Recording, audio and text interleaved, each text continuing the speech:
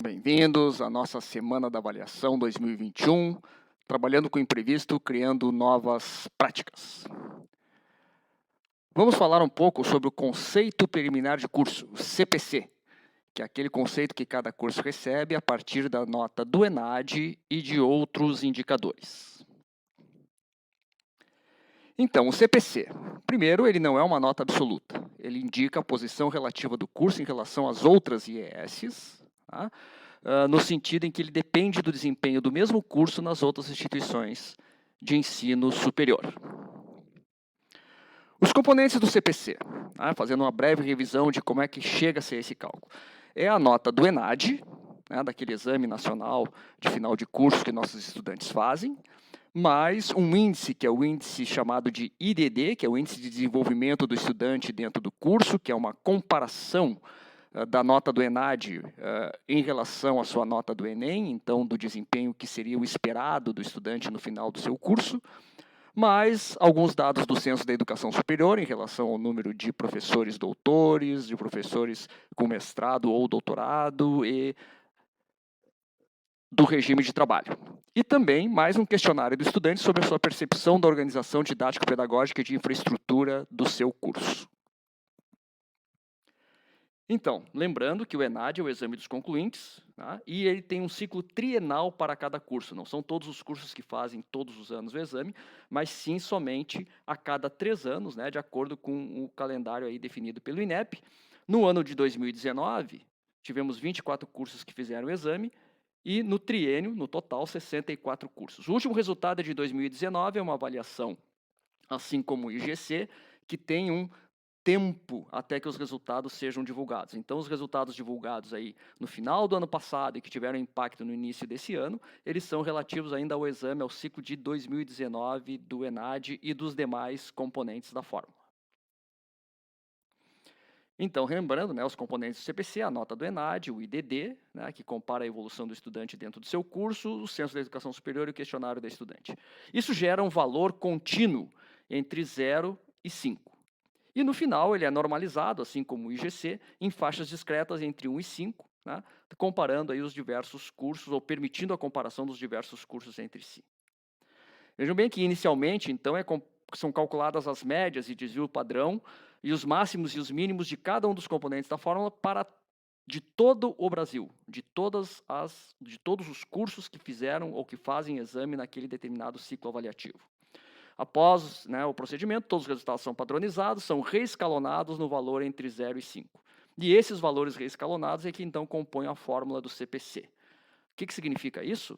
Na verdade, significa que não é uma nota absoluta, é a posição relativa do curso em relação às demais IESs, uma vez que todo o processo inicia com o cálculo das médias e desvios dos valores, né, do ENAD, dos valores dos outros componentes da fórmula, em relação a todas os resultados existentes, ou seja, a avaliação de todos os cursos, de todas as IESs que fazem parte daquele ciclo avaliativo, né, ou de um determinado curso, todos os cursos equivalentes nas outras instituições.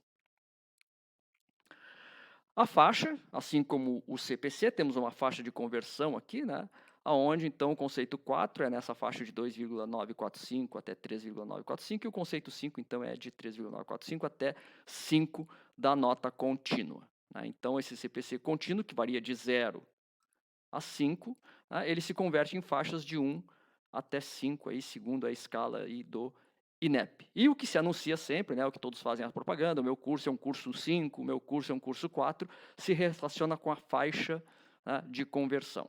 Né, embora esses valores estejam disponíveis no site do INEP, os valores contínuos também. Então, repetindo, né, o CPC ele depende do desempenho do mesmo curso nas outras IESs. A faixa 3, isso aqui é uma coisa importante que a gente entenda, ele é a média de todos os cursos, né, e o 1 e 5 são as faixas piores e melhores, respectivamente. Significa que, como é uma média, né, e que depende dos cursos, para ter um curso com CPC 5, é necessário que exista um curso com CPC 2 ou menor. Caso contrário, a média não se caracterizaria. E, portanto, chegamos à conclusão que se todos os cursos forem ótimos, teremos um CPC para todos os cursos que será 3. Se todos os cursos forem péssimos, teremos um CPC que também será 3, igual para todos os cursos, né? Embora isso seja uma característica, vamos dizer assim, desse sistema criado pelo INEP, bom, é com eles que nós trabalhamos e é com isso que a gente procura entender os componentes da fórmula e procura analisar por que os resultados dos nossos cursos ficam entre 3, 4, 5, tá? E nem tantos com conceito 5 como nós gostaríamos. Então, como é que é o cálculo desse CPC? Como é que ele é constituído? Ele é a nota do ENAD, como eu já tinha falado, mais o IDD, que é a referência, faz uma comparação em relação ao Enem, mais dados do Censo de Educação Superior, mais o questionário do estudante, aqui com cores diferentes, para que a gente possa ver, então, os componentes efetivos da forma. Aqui é a nota dos concluintes do ENAD, tá? E o IDD, que é a nota referente ao indicador de diferença de desempenho entre o observado e o esperado, ou seja, o que eu esperaria que o estudante chegasse no ENAD, em relação à sua nota do Enem, né, quando ele fez Enem no seu ano de ingresso. Aqui, em verde, são as notas do Censo da Educação Superior, né, ou melhor, os indicadores, né, que é a nota referente à proporção de docentes mestres ou doutores. Tá? O ND é a nota de referente à proporção de docentes doutores. E o NR é a nota referente à proporção de professores com regime de trabalho integral ou parcial. Tá? Descontam-se os juristas. Então já dá para se esperar que nesse quesito nós tenhamos também notas boas, né, ou significativas, né, em função da característica da nossa universidade. Depois nós temos o questionário do estudante que reflete a percepção do estudante em relação à organização didático-pedagógica, em relação à infraestrutura e instalações físicas, e em relação à percepção das oportunidades de ampliação da formação acadêmica e profissional, né? Ou seja, se são oferecidos bolsas, se são oferecidos estágios, intercâmbios e esse tipo de oportunidade. Né? O asterisco é porque é a percepção do estudante preenchido num questionário aplicado pelo INEP previamente à nota do ENAD, né? Previamente à prova do ENAD propriamente dito. Então, o CPC, qual é o percentual, né? Como é que ele se compõe aí? Eu tenho uma prova do ENAD, né, que origina a nota do concluinte, que ela é composta, então, de questões de formação geral, 25%, que são 10 questões, e de formação específica, ou de conteúdos específicos, 75%, que são 30 questões, né, distribuídos dessa forma, com questões discursivas e de múltipla escolha, né, da formação geral e do componente específico para cada curso. É uma importante, né, essa prova, porque 20% do peso total do CPC vem da nota do concluinte e 35% da nota do IDD, que é em relação à comparação do que se esperaria da nota dele no ENAD em relação ao seu Enem, né? E isso tudo faz, então, um percentual total de 55% daquele número entre 0 e 5, tá? Que é o conceito contínuo, né? O CPC contínuo dos nossos cursos. Tá? Então, isso aqui é um índice importante. Mas temos outros, que é da instituição propriamente dita, então mais 30% da prova é aquela relação de professores mestres ou doutores, mais a relação dos professores doutores, mais o regime de trabalho.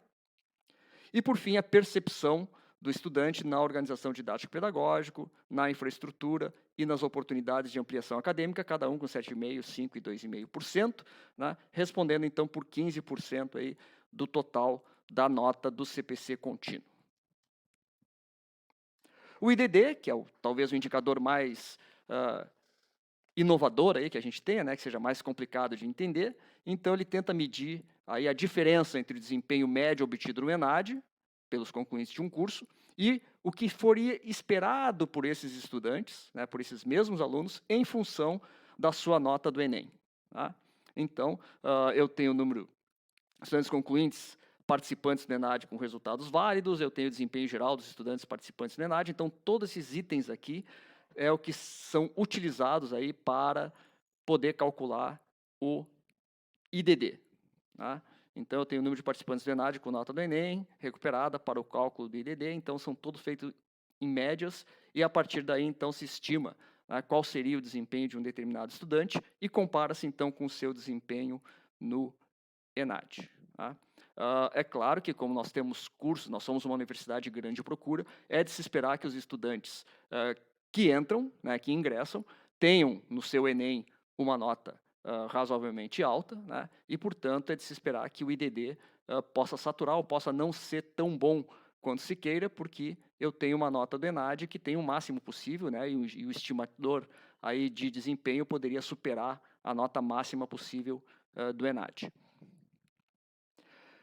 Mas, passada essa breve revisão sobre como é que é o cálculo do CPC, vamos aos resultados, né, de 2019, que são os últimos resultados que temos disponíveis. Então, em 2019, realizaram provas aqueles cursos, 24 cursos, né, correspondente ao ano 1. Né, houve uma nova mudança aí na forma de agrupamento dos cursos. Então, o ano 1 é um ciclo trienal. Né, então, no ano 1 do triênio, fazem as ciências agrárias e os cursos da ciência da saúde e afins, né, do qual nós tivemos 12 cursos, e ainda os bacharelados nas engenharias e arquitetura e urbanismo. Né, e somente bacharelados, aqui não entram as licenciaturas no ano 1, foram mais 12 cursos. E como foi o resultado dos cursos da URGS, então, nesse quesito, ou nessa parte do triênio, né, nesse último ano de 2019? Nós tivemos nenhum curso na faixa 3, né, o que é muito bom. Todos os nossos cursos ficaram na faixa 4 ou na faixa 5 do ENAD. E o CPC? Bom, nós tivemos um curso que ficou com o CPC na faixa 3, 21 cursos que ficaram com o CPC na faixa 4 e apenas 2 cursos que ficaram com o CPC na faixa 5. E aqui nós temos, então, uma relação do número de cursos que dá diferença de relação ao ENAD e o CPC, então, que baixaram de 4 para 3 foi um curso, que mantiveram 4 CPC 4, que seria de se esperar, em 9.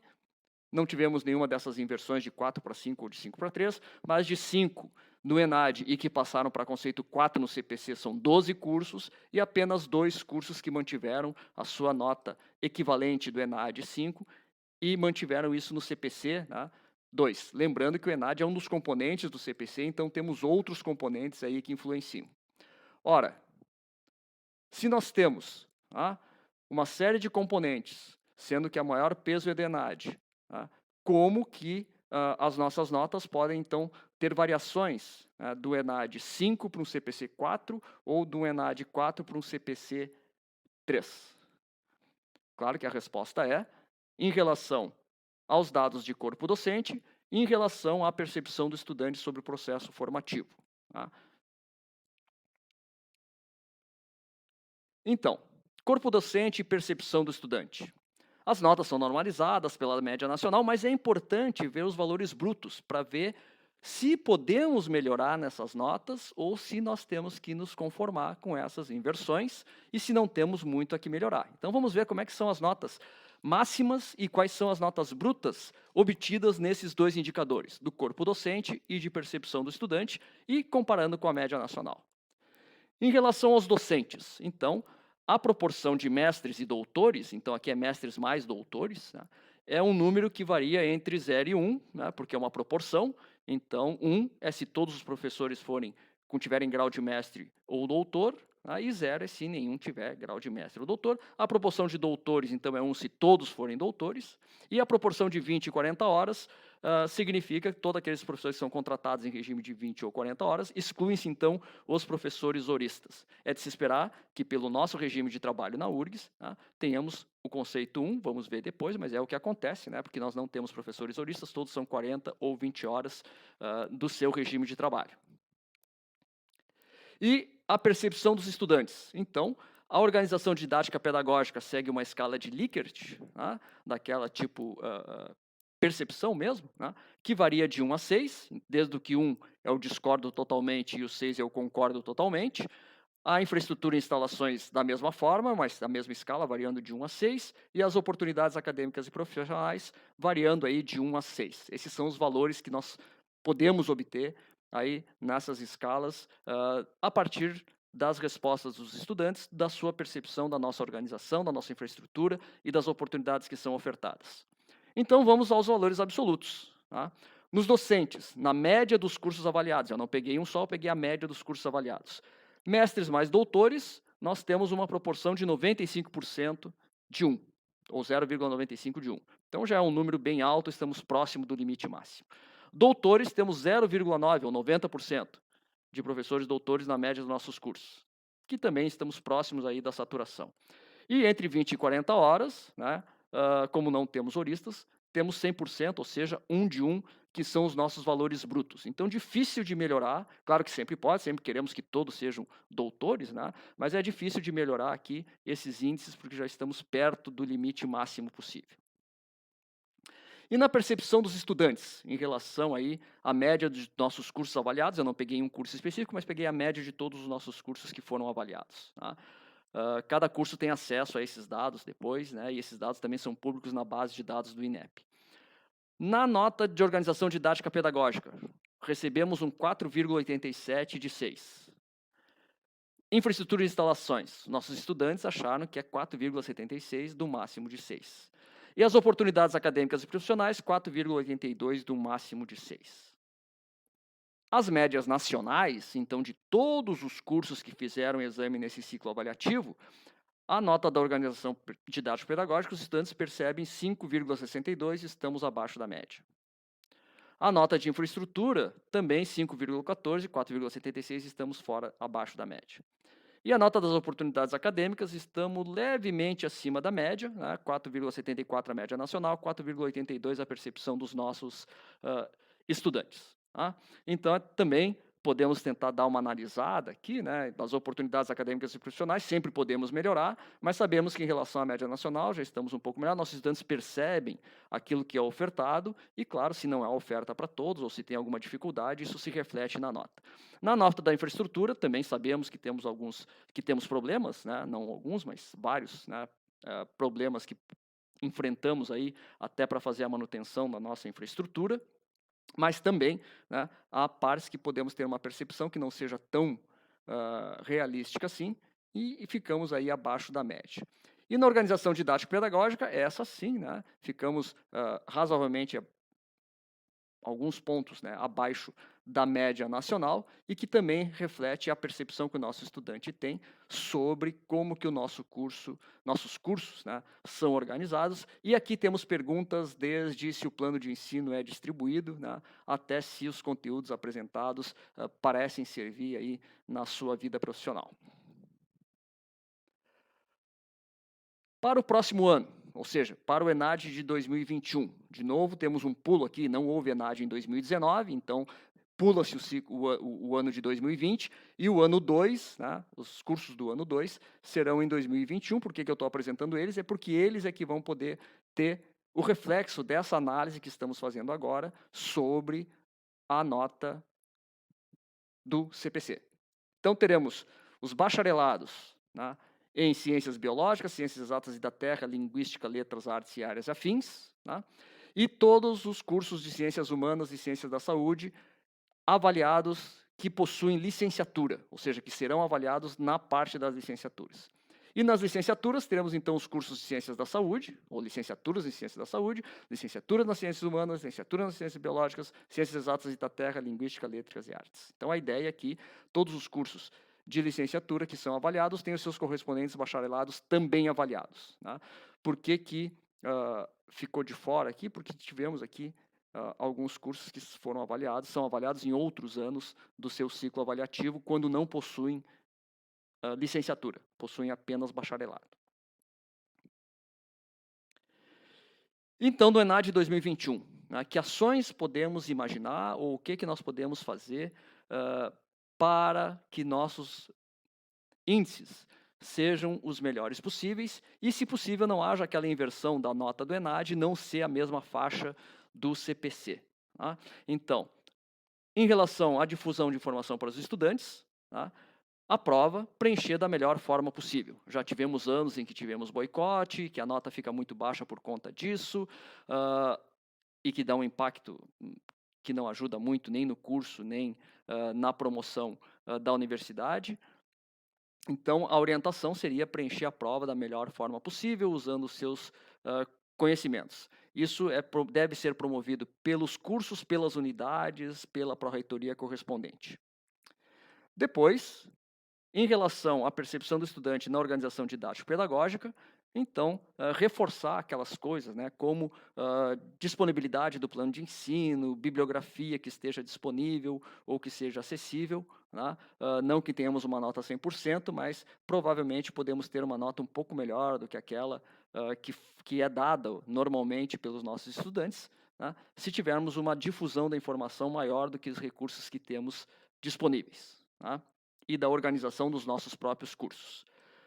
Na nota da infraestrutura, então, também reforçar ou lembrar toda aquela disponibilidade que temos de biblioteca e de serviços de tecnologia de informação e comunicação, que ficaram visíveis agora nesse período de ensino remoto, né, com um trabalho fantástico aí da nossa biblioteca, com várias assinaturas e conteúdos eletrônicos em que se pode fazer. Talvez não tenha tido a adaptação necessária para todos os planos de ensino, mas esse era o objetivo. E os serviços de TIC aí, que nós então temos o suporte para fazer as nossas atividades, tá? E também na nota de oportunidades acadêmicas e profissionais, sempre fazer a maior difusão possível de quais as oportunidades que temos, de quais os estágios, bolsas, intercâmbios, né, mesmo que eles tenham ficado parados em 2020, quais são as possibilidades futuras, que isso é importante de conhecimento dos estudantes, e não só para os estudantes concluintes, mas para todos os estudantes da universidade, talvez possa se atacar por ciclos, né, para que desde o estudante que está ingressando agora, porque aí quando ele chegar no seu final de curso, ele vai ter bem em mente qual é a realidade da nossa universidade, vai poder preencher da melhor forma possível esse questionário também. E em relação à instituição, o que a gente pode fazer é reforçar, né, a manutenção, é reforçar a infraestrutura e a manutenção, dentro do que for viável, né, para as nossas atividades aí do ensino de graduação, né? Sendo que a parte da organização didático-pedagógica, né, são várias questões, não são só essas, mas aí é o esforço contínuo que temos aí das nossas comissões de graduação, né, e afins e NDEs, para que se promova a melhor organização possível e também na busca aí das nossas intercâmbios de atividades, oportunidades de atividades acadêmicas e profissionais, além da sala de aula, para os nossos estudantes. Muito obrigado pela atenção, ficamos à disposição para discutir dados mais específicos aí do nosso conceito preliminar de curso para o ano avaliativo, não nos fixamos em nenhum curso em especial, porque o importante aqui é ver a análise geral da universidade.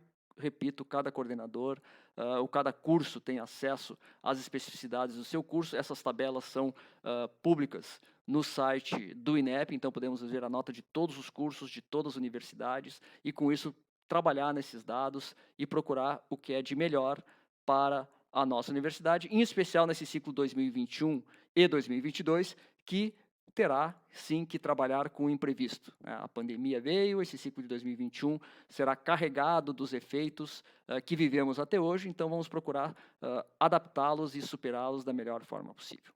Ficamos à disposição, mais uma vez, gratos pela atenção.